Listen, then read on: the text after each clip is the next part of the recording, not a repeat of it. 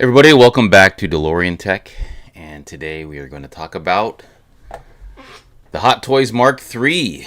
So the Hot Toys Mark III has been announced literally right on the heels of the release of the Mark II. It was teased shortly after they announced the release. So when they announced the release of the Marty, the Western Marty, and the Western Doc, they did tease this. So it's clear to me that they had planned to release all three iterations of the DeLorean Time Machine from Back to the Future all along. And the question now becomes, do I add this to my collection? And, I remember thinking, hey, if they were going to come out with this, yeah, that'd be cool. But maybe, I don't know. I was kind of on the fence. I figured they were going to release it. I didn't think it was going to be this soon. But here we are, right? And I think overall it looks cool. I think before we answer the question as to whether or not I should buy it, right, or pre-order it, this is going to be released in sometime in the first half of 2025, so next year. Kind of similar to the Mark II. I think that was announced, if I'm not mistaken, in like 2022 for release in 2023. This is kind of a similar thing, and if you guys watched Denobi, his explanation for why they're releasing it so quickly after the Mark II is because of the license that Hot Toys has with Universal for the Back to the Future stuff. So they want to push as much as they can out. There's a theory that the license may be expiring or may be up. It's maybe a 10-year run, 2024, 2025. I think the first Back to the Future Time Machine DeLorean came out in 2015. That was the Mark I. Then the Mark II this year. And then you have the Mark III coming out next year. So that's the theory. I think I probably support that. It doesn't make sense as to why they would push these two out right at the tail end. I don't know why they waited so long to get the Mark II out. But here we are with talking about the Mark III already. I felt like I was just doing my unboxing and return videos of the Mark II just yesterday. And here we are talking about the Mark III. So let's see what we got going on in the chat here. Oh man, so what I did was I put it up to hey Russ, how's it going? I put it up to the channel to see if I should buy this or not, and I just put a poll up. So it's really your guys' call on whether or not I should buy this. So at the end of the video, we're going to go ahead and see what the poll results are. I don't think it's going to be a big surprise there. Yeah, Happy New Year to you too, Russ. So Russ Law is the DeLorean model collector. And actually, it was his post on Facebook that first alerted me as to the, the release of this new model. I've been kind of down and out with a cold lately. Haven't been very active on social media. But I saw that. I was like, wow, here we are, So Russ was able to post that, and I was just like, oh, great, here we go again, right? So soon. And I was just financially recovering from Christmas. But anyway, here we are. Let's talk about this thing. So, Denobi, his perspective is that this is a completely different car. I think his perspective on the Mark II was that it was a completely different car from the Mark I. Well, my perspective. That's partially true, in my opinion. The car, there's a base model for all three of these, and it is identical, right? So you've got the body, you've got some electronics that have been upgraded from the Mark I and the Mark II. You've got, the interior, all of the stuff that's the same. There's a base model, and then what they've done is they've added stuff, changed stuff from the Mark I, the Mark II, the Mark III. Okay, that much is perfectly clear. They've added, for example, LEDs. They've added more LEDs to the Mark II from the Mark I. But the same basic model applies to the Mark I, the Mark II, and obviously it's going to be for the Mark III as well. So that much is perfectly clear. Now, is it a totally different car? In a matter of speaking, yeah, because, when you look at it, it's got different stuff. But there's a base that they work with, right? And that base is identical. The molds, everything's identical.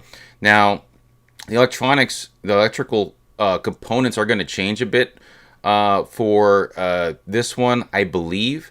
There's some question about whether or not the hood box is going to be lit or not. So I think it should be, and I'm going to show you guys later on in the video why I think it should be, because I found a scene in the movie that showed it lighting up. So the other thing about this one that they're going to be changing out, I guess, is the fact that you can swap wheels. You can go from the 1955, big white wall tires to the train wheels, which is pretty cool. This is actually my favorite version of the Mark III. So you got the Mark IIIA, which is, the 1955 special, right? And then you got the 1885, the Mark IIIB, right? That they call it, right? So, out of the two, I prefer this one.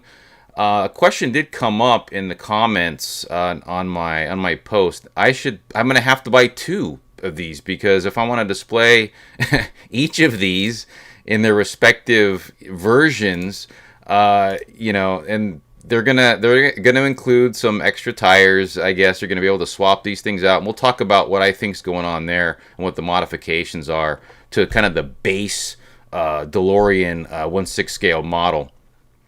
But let's take a look at this. So it looks really good. These photos, I don't know if some of these are like photoshopped or what, but I took a really close look at these photos here. It looks pretty good.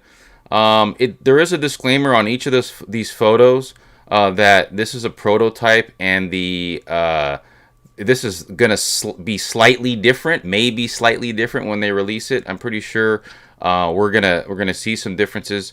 They also say that and this was kind of a disappointment for me, that the Mark IIIB, the train car, is not going to include any railroad tracks. So that kind of sucks. I was kind of hoping that it would, and be able to display it that way, because that's kind of the preferred version for me. I don't know how this thing is going to display with these railroad wheels without track. So I don't know what's gonna happen there, right? Maybe they'll include something on the display stand that you could maybe there's a part of a railroad track there. I don't know, but it just doesn't make sense for them to not include something. I mean, they did for the Eagle Moss, right? So if you have the Eagle Moss, then you also know that they included some train track with that as well. So at least something here, at least on the display stand. If they're going to go out of their way to, get us both versions of this car, be able to change these wheels out, which we need to talk about how we're going to do that, then they should at least supply at least a little piece of track for us, right? That's one of the, I guess, gripes I had. But yeah, here we are, right? And it looks good, this is definitely, yeah, I feel like the photos have been photoshopped a little bit here, touched up. If this is like a prototype, one thing we need to talk about is how we're going to go from Mark IIIA to Mark IIIB.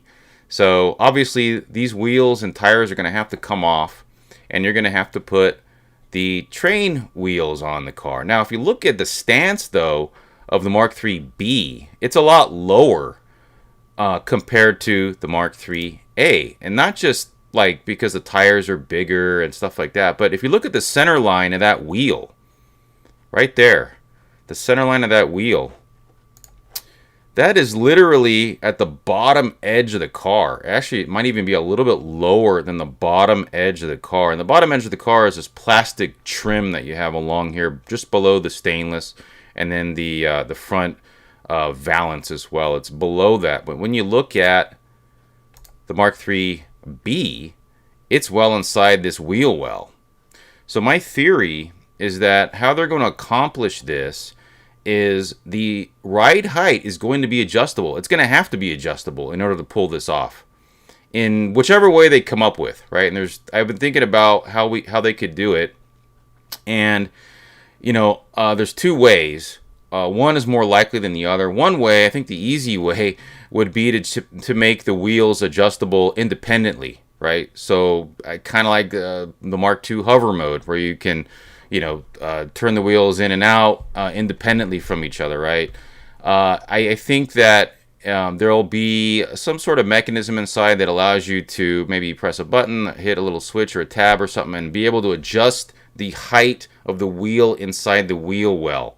Okay, and then also be able to remove that. So there will be a hub there, right, that you'll be able to attach the different wheels onto, the white walls, the train wheels, and then be able to adjust the height. So this thing doesn't look, super high in train mode. So, and it doesn't, right? So they obviously are going to figure something out. I don't think it'll be as complicated as what they did for the hover mode car, but that's what they're going to have to do, right? There's another way of accomplishing that would be to, and this would be sturdier, because if you did it at each wheel location independently, you might end up with the same issues you had with the Mark II. A lot of people had broken axles and broken, wheel connection parts, that kind of thing. I had an issue with mine, but it didn't break. But it just, was kind of wonky. What they could do is just have a complete straight axle going all the way across the whole assembly, the wheel and axle assembly, both wheels, front and rear, come down. So the fronts will come down separately from the rears, but they'll all come down together and be able to go up inside the wheel wells together as well. So that said, that's what we're looking at, and that's the only way they're going to be able to accomplish this, and still be able to have the wheels roll, which is what we want, right? Especially when this is in train mode. If we do get some track, maybe it'll be available by some third parties. Don't know yet. But anyway, that's what we've got. The question came up about the roof box. Sorry, not roof box. The hood box. Obviously, roof boxes are another thing with DeLoreans, but there's a hood box. This is the hood box. And I think Doc Brown called it time circuit tubes or something like that. And I was actually watching Back to the Future Part 3. He called it time circuit control tubes. But anyway, they call this the hood box, right? And there was a question whether or not this bulb right here is lit. So I actually tried to watch some scenes from the movie, and I think it is lit. And let me see if I can show you guys what I'm talking about here. And there's a few videos that you can watch. I'm going to try not to play too much because I don't want to get copyright. But I did take some screen captures. So here's the car running. This is in the scene at the drive-in where Marty's heading towards the screen with the Indians. So it's obviously not lit here. But once you start the temporal displacement, we get into a lot of sparks and lighting and all sorts of stuff. And you can clearly see that bulb is lighting up. Okay, it's not staying lit throughout the whole scene, but it is definitely lighting up. There's definitely some light emanating from this location in several parts, right? So there's another part right here where you can kind of see where it turns off and then it turns on again. So I think it is lit, and I think that hopefully they will get that to light up. The question then becomes, going back to the roof box itself, what I think they're going to do with this is going to be an attachment that's going to come separate from the overall model, and you're going to have to put it on there like you do with Mr. Fusion. I don't think this is going to be attached to the car when you open it up, although I could be wrong. I just feel like with all of this in here, that's what they're going to do. If they don't do that, right, then they really should at least have this bulb right here light up. I think that would be pretty cool. That would go a long way, I think, with a lot of collectors out there. So we'll see what happens, Hey, Big Sarge, how's it going, man? So, Russ, you're saying the axles will be changeable for each version attached to the wheels, right? And that would be cool if you replace the axles themselves, right? The whole assembly. And that would work individually at each wheel, or if there's, if you've got the Mark 1 and Mark 2, if you flip it over, it's got the underbody, it's all kind of one piece, right? So the likelihood of having complete axles and wheels that you would have to move up and down to adjust the ride height of this thing are not as likely as if they were going to sort of replace the entire hub assembly or have it be adjustable on the inside. Don't know. So whatever they come up with, hopefully, it's not going to be what we experienced with the Mark II, right? So anyway, let's talk about this version here. So one little thing I think they need to fix, and maybe if they do have adjustable ride height, right? This might not even be an issue, but I feel like the stance in the movie, the car is a little bit lower in the rear than it is in the front. If you see, like, some of the scenes in the movie, it does look like it's a lot lower in the back than it is in the front. In some of these photos, it looks like they've kind of, I don't know. This one looks like it might be higher here in the front. So maybe it's just the angle. Right here, it looks higher in the back than it does in the front. So that's what kind of threw me off a little bit. I was like, well, that doesn't quite look like, the desert car from Back to the Future Part 3, right? At least the stance. So hopefully they'll get that right. If you've seen some of the photos, you can tell that the car is definitely lower in the back than it is in the front, right? In a lot of the scenes. So let's see what we got here. I don't want to get copyrighted, but you can totally tell this thing has got a nose high, right? So let's see what we got here. So let's watch this really quick here. And what we can do is we can watch this in... Let's watch it in slow motion because I wanted to show you guys the lighting effect from the hood box. So let's see what we got here. Alright, so here's the scene. And you can tell the car is definitely higher in the front, but that could be because of the takeoff. So they did actually replace the engine in this car, but it's definitely got a nose-high stance to it. Now, this is where we're going to start seeing that lighting effect from on the hood box. So probably right about here. So it actually comes pretty quick. Alright. Alright, so you can start seeing it right about here.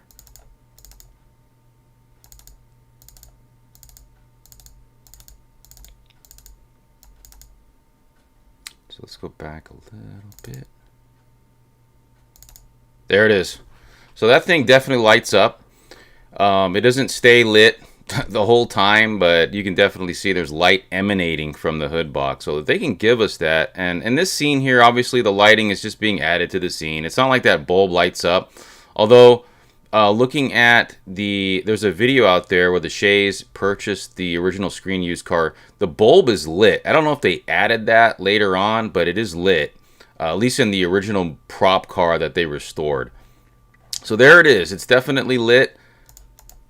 And it's really lit right there, as you can see.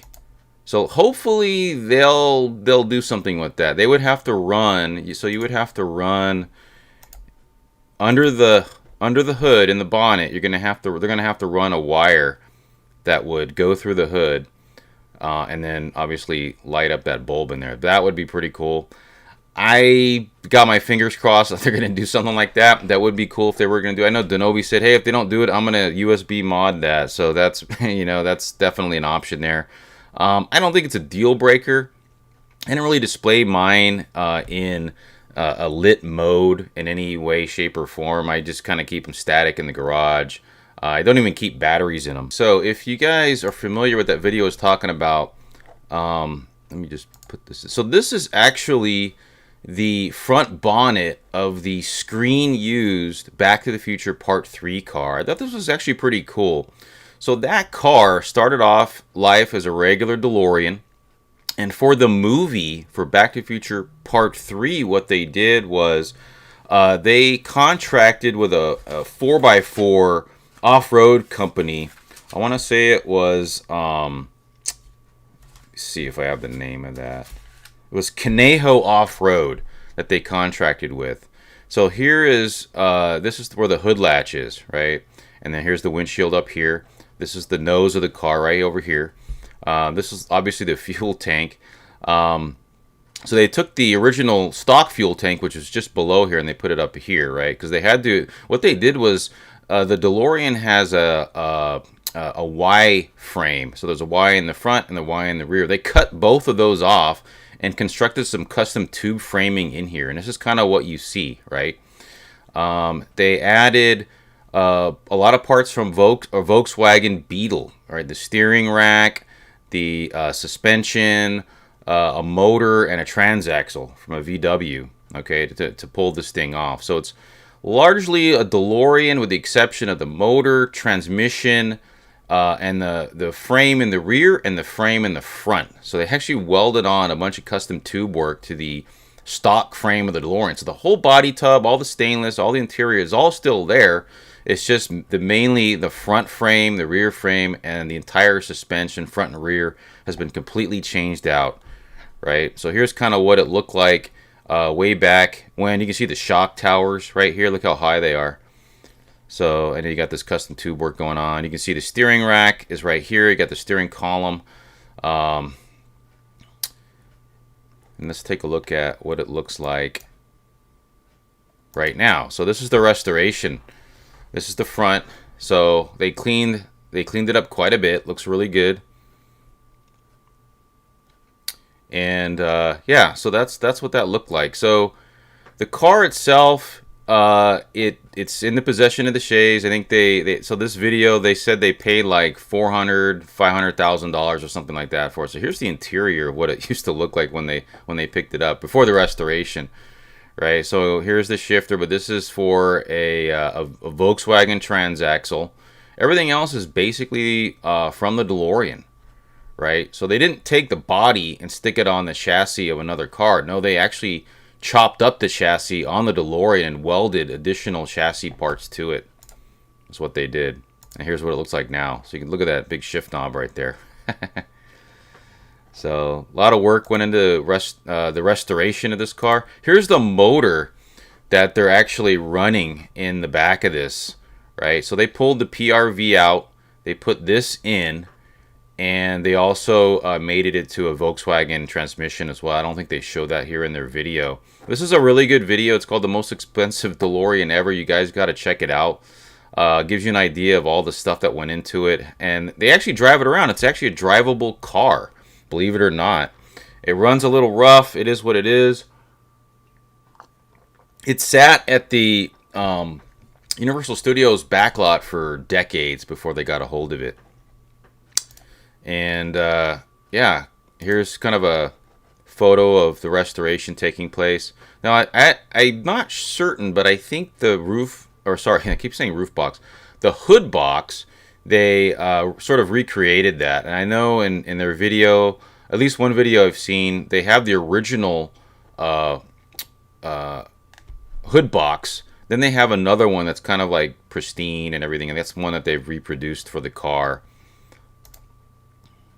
So there were actually two of these cars made, and one of them appears in, well, one of them they think is in Japan. They don't know where it is. So that one's missing. The one that they have is what they're calling the hero car, right?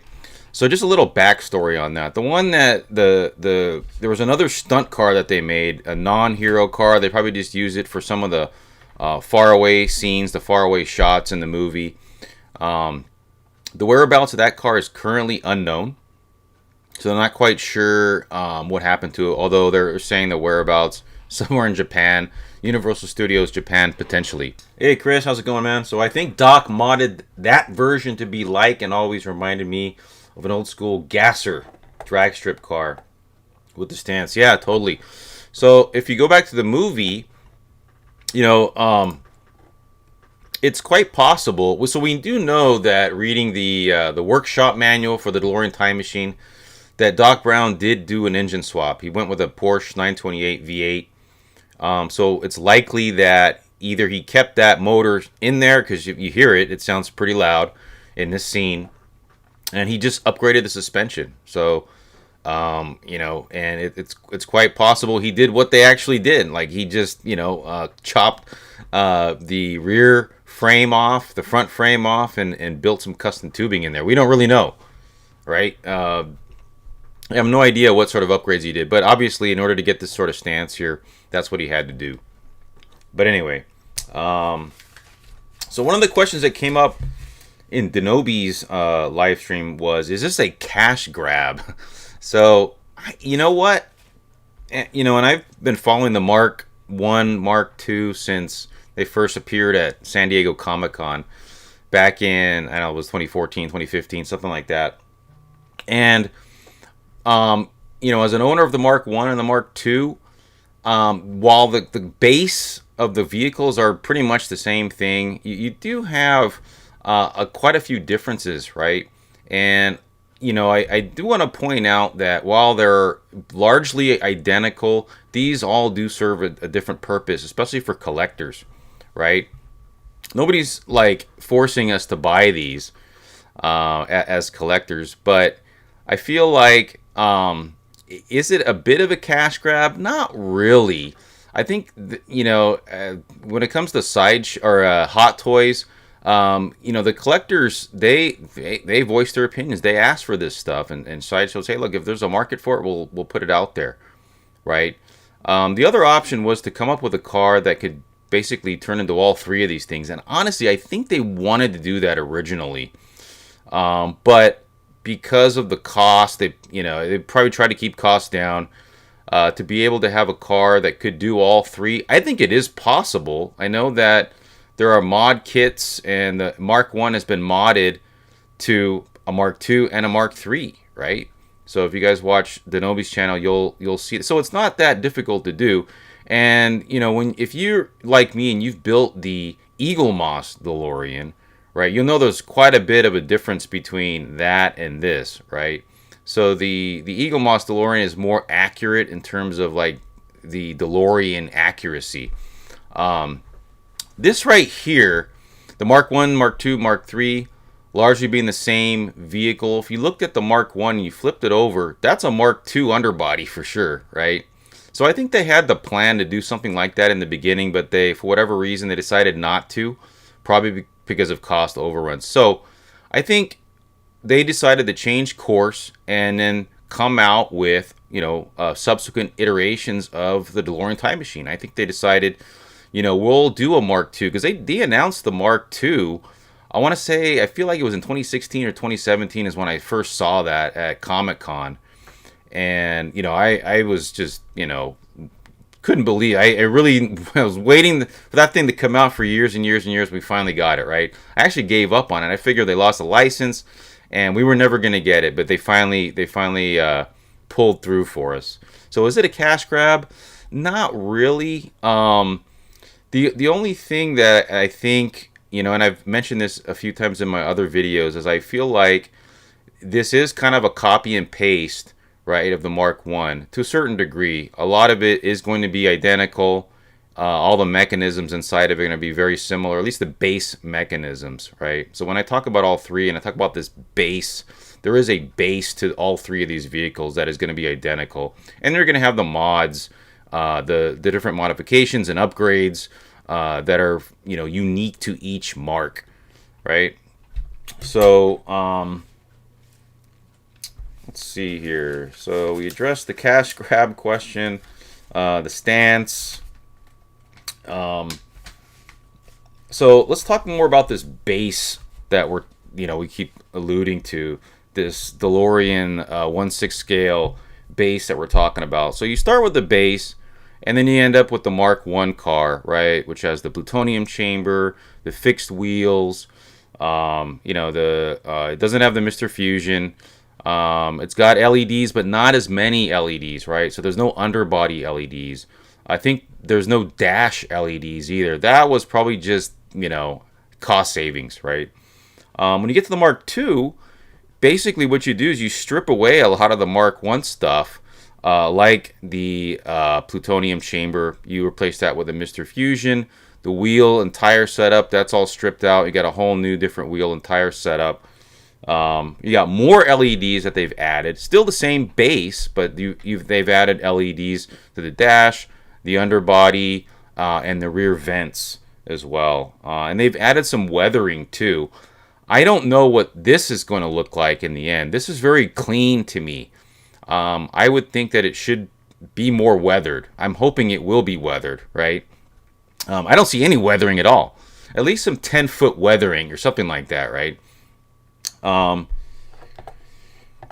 cash grab would be two different versions of each MK3 car rather than just changeable wheels. That's from Russ. Yeah, I would agree with that, Russ. And I know some collectors are probably going to buy two of these so they can display the car in two different modes, right? In two different versions of the Mark III. If the voting, which I'm pretty sure it's in favor of purchasing it, if the voting turns out to be that I do pre-order this, then for sure I'm just gonna buy one. I'm not gonna buy two. Like I mentioned before, I'm more of a fan of the Mark III-B, which is this car here. This looks pretty cool. I don't know. There's something about that I've always liked. And plenty of model makers make 4 different mods of this DeLorean Time Machine. Yeah, absolutely. It's there, right? And Hot Toys has kind of done the same thing. They've taken their base, Mark 0, their Alpha Mark, and they just keep modding it up, right? They just keep changing it around a bit, right? Essentially, it's the same car at its core, right? So you get the 2 sets of tires, some sort of adjustable ride height feature. I'm really curious to see how they're going to pull that off. We don't know yet. I mean, these pictures don't really tell you anything. I studied these photos, and I'm like, you know what? There's just really nothing to go off of here. You can kind of tell that this is a base sort of, Mark DeLorean here. You can see that's the oil pan, actually. It's not the fuel tank. The fuel tank would be in the front, but this gray silver box that you see here. And will the undercarriage be completely different? That's what Denobi brought up. I don't think it will. I think the undercarriage is going to be identical. There may be some modifications to it. I think there were some. I can't remember, but in my comparison of the Mark I and the Mark II, I think the control arms look a little bit different. They weren't really control arms, but just the sort of the visual representation of lower control arms looked a little bit different. Okay. Let's see here. So I think they're going to be the same. I think they're just going to handle the ride height changes at the wheel locations independently of each other. If they and I don't know how they're going to connect the two together, because they have to, they're going to have to come up with something that can enable us to move the wheels up and down within this wheel well here. So I'm really curious as to what they're going to do. So hopefully they'll let us know. These photographs that they have here, like I mentioned before, there was a disclaimer that these are prototypes. The actual product may look slightly different. It's kind of like the Mark II. When the Mark II first came out, the photos of that showed the wheels like way underneath the body of the car, way underneath the undercarriage, which is completely screen inaccurate. So I'm really curious to see what they're going to do with this. Will they improve the stance a little bit? This stance here actually looks pretty good. Or maybe if we do get some adjustability, it won't matter, and we can adjust the stance to our liking, right? But I would like to see something a little bit more less level, and more like from the movie, right? So I think we'll be able to get that. All right, so let's take a look at the results. So it looks like 94% yes. All right, guys. So it looks like I'm going to have to do this. All right. So like I said, you guys made the decision. Looks like this is happening. I'm going to pre-order it. So, I think it's a good decision. And, yeah, why not? Now, the question is, where the heck am I going to store this thing? Right, so, Russ, I hope it's a dirty finish to the stainless. Yeah, I hope so, too. We'll have to see about that. So, it is $805 pre-order. Let's click it. Yep. Proceed to checkout.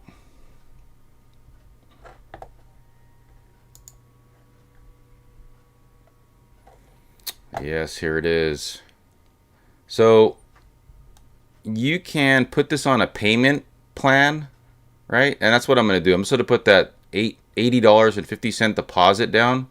I'm not going to pay the entire amount yet, but you should click this yes, protect my order from cancellation right here. I'm just going to zoom in on this for you guys.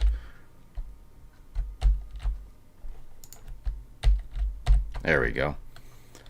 So yeah, I acknowledge this order requires a non-refundable deposit. I'm going to basically spend the $80. So there are some rewards. If you're a Sideshow customer, you can actually apply some rewards if you have them. That'll bring the cost down a little bit. So it's going to cost me $41.25 less. All right, so I'm pretty happy about that. So here it is, guys. I'm going to go ahead and place the order. Yep.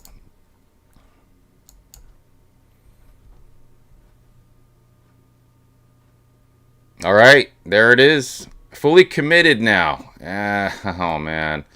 And yeah, so thanks for voting and for encouraging me to get this. Again, I was totally on the fence about it. You know, and but I decided, hey, you know what? Let's let the channel decide, and you guys decided, hey, let's do this. So between today, a year from now, and sometime in July is what they're saying of 2025. Let's take a look at the comments over here. So one of the comments was, you actually need two so that you can have the Mark III 1955 version with the white wall tires and the Mark IV. So you can call this a Mark IV if you want. It doesn't matter. I mean, the Mark III, which, you know, corresponds to, you know, the 3 and Mark III corresponds to Back to the Future Part 3, at least in my opinion. Otherwise, we would be calling this a Mark IV because it is a different car with the train wheels, right? But I'm not gonna buy two. I'm just gonna buy the one. And for those collecting the whole set, where do you put them all? Yeah, it is a space killer. So this one is probably going to fit in the I Display It Mark 1 case pretty fine, I think. So that's probably what I'll order to display this in. Those are acrylic. They're not super sturdy. They're kind of flexible. So I thought about displaying them stacked, one on top of the other, but I probably won't. I'm just going to have to extend my display table or find another place for them. I don't even know. So we'll figure that out when we get there. So you're basically buying the same thing 3 separate times with slight modifications. Again, that kind of goes to that whole base concept, right? So the base of the car is pretty much the same. There are obvious differences between the 3 different cars that we're going to end up with here, right? I would go for all 3 if I had the money. No idea how to display it due to space. Yeah, that's going to be a definite challenge. We will see. We will see. But I am looking forward to getting it.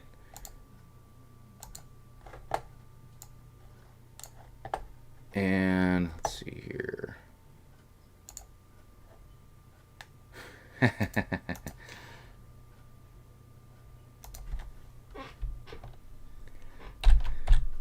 So you guys maybe spend $800 today. It is what it is. Hopefully this thing is good and I'm not going to have to do another return video. That was really... So I'm positive. 99.9% positive this one is going to have no issues, especially after the Mark II Hovergate debacle, right? So that was unfortunate, and you know, I did get the Mark II, ended up having to return it. I did a video on the whole thing. You just don't want to go through that again. That was actually really depressing. So they'll get it right. They need to come up with a solution to be able to just raise these wheels up so they can get it into train mode. They need to come up with a solution that's sturdy. That's really it. That's the key. If they don't, we're going to have the same... We're going to have... what can we call it? Mark III gate. I don't know. Train gate.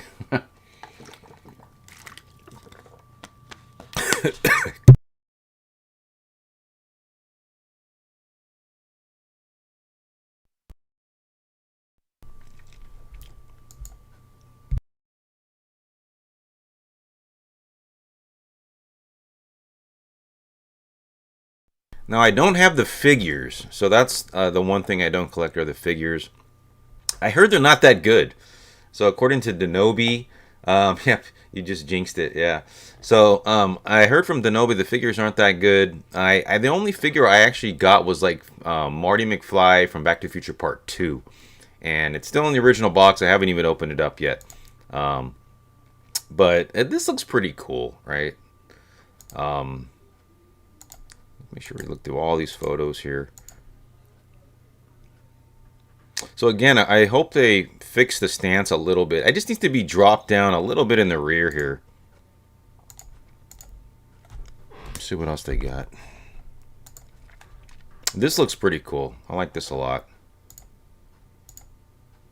So here's some shots of the interior.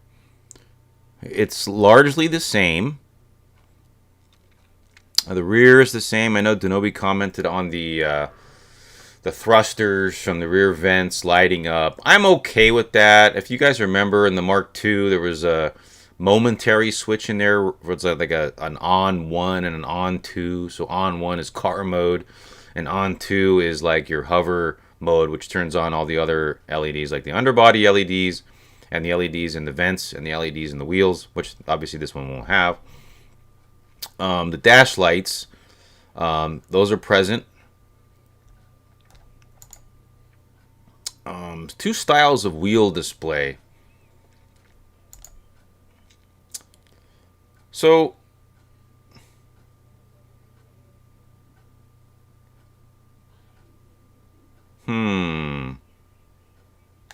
So I've got time circuits in my DeLorean. I'm not familiar with this piece right here. I'd have to go back and look and see if that is something that is in. I don't think that is. I don't think that's in the car. I think this is something else. Let's go to YouTube. Let's watch this video real quick. I even held off on buying the Mark. If we go to right about here, you can start to see that that's not there. So that component is new to the Mark III. That's probably something they just added from Part 3. So that's cool that they're doing that right here. Okay, so that's cool. So they've changed up the interior a little bit. They're adding some stuff to it. I don't know what else they're going to change. Hopefully some of this will be more weathered and not the weathering attempt they did on the Mark II. Here's the Mark II, and here is the Mark III right here. You can see the difference. So the Mark II doesn't have that. The gauge for the log burn. Oh, okay, cool. Hey, thanks, man. So that is the gauge for the log burn. Perfect. I wonder what else they're going to change. I guess we'll find out. I mean, these photos are okay, but there's just, there's not a whole lot to go off of here. There may be some other differences. I don't know. I guess we'll find out. Anyway, guys, that's a wrap. So you guys have decided. I'm going to be pre-ordering this thing and looking forward to seeing it. Let me know what you guys think. I mean, are you guys going to, if you have the Mark I and or the Mark II, do you plan on getting the Mark III? Let me know down in the comments. If you're, against it, let me know why, right? On Denobi's channel, he pointed out there's a lot of hate towards this right now for whatever reason. I haven't seen anything. I just really haven't been on social media too much lately. But I do like the fact that they're bringing it out. I just wish they could have waited a little bit longer. But anyway, I felt like it was kind of too soon. Hopefully this will be worth the wait, I guess. I mean, we did wait 10 years almost between the Mark I and Mark II. Hopefully this will be worth, I think it's actually priced the same, if I'm not mistaken. So, we'll have to find out. Anyway, everybody, thanks for tuning in, and we'll catch you in the next video.